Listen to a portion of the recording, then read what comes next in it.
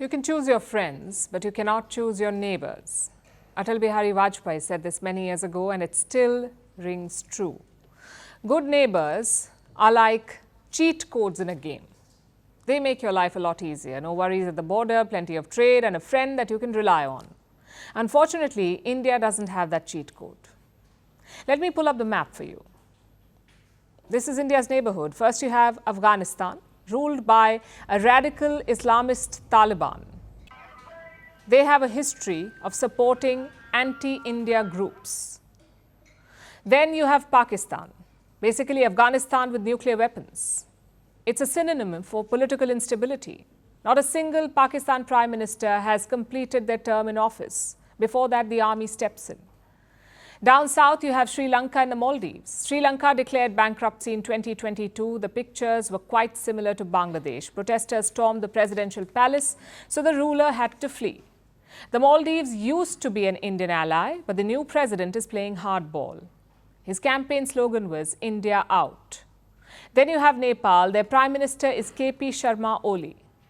But I suggest you check again by the end of this show because it keeps changing. Nepal has had 14 governments in 16 years. It is so bad that some people want to restore the monarchy. Further up north is China, an expansionist, undemocratic bully, a country that claims Indian territory as its own. Let's move to Bhutan now. Domestic politics is quite stable there. But Bhutan is looking to sign a border deal with China, a deal that India is worried about. Then there's Myanmar. The army holds power there. Most politicians are behind bars and a civil war is on. Which brings us to Bangladesh. It really was India's last reliable ally, someone New Delhi could count on. But with Sheikh Hasina gone, you can cross Dhaka off. Now take a final look at this map. What do you see? A very troubled neighbourhood. You have Islamist radicals, you have military juntas, you have bankrupt economies, you have countries sinking because of climate change, and in the middle you have India, sort of like the last man standing. But what does this troubled neighbourhood mean for India? How will it affect India's future?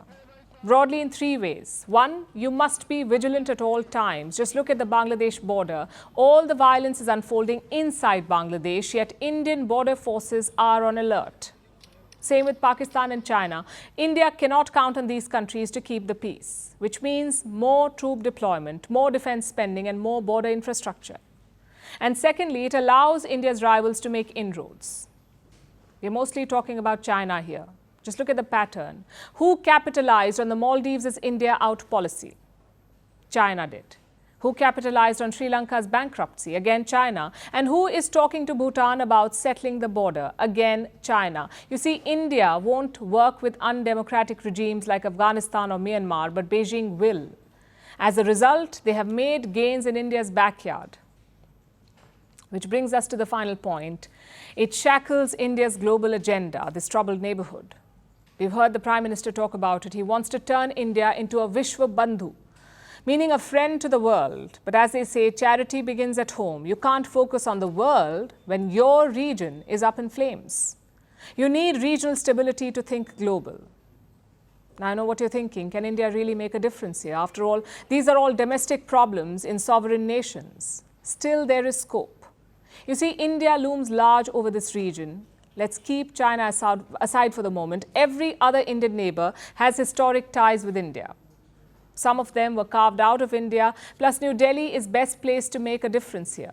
India's population is 1.4 billion. The neighbours put together are 500 million. Same with the economy.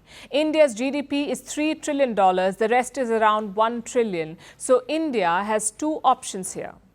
Either ignore the chaos around and push forward, basically hope that the region does not pull India down, or use its influence to steer things in the right direction. I know it's pointless with countries like Pakistan, but elsewhere there is hope.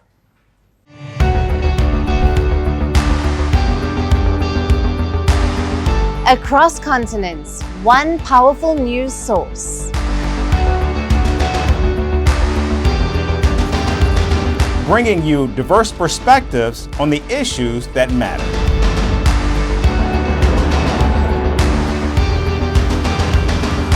We go beyond the boundaries to give you that little extra about every sporting moment.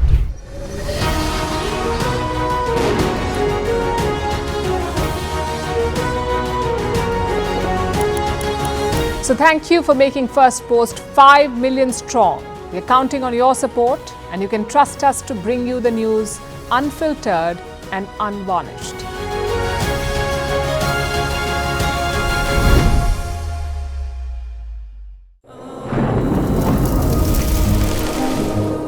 Climate change is on our doorstep. It's time for a revolution to take root. And it starts with 1.4 billion Indians. It starts with one tree. One tree for humanity. One tree for Mother Earth. One tree for a future. Project One Tree, a News 18 network initiative.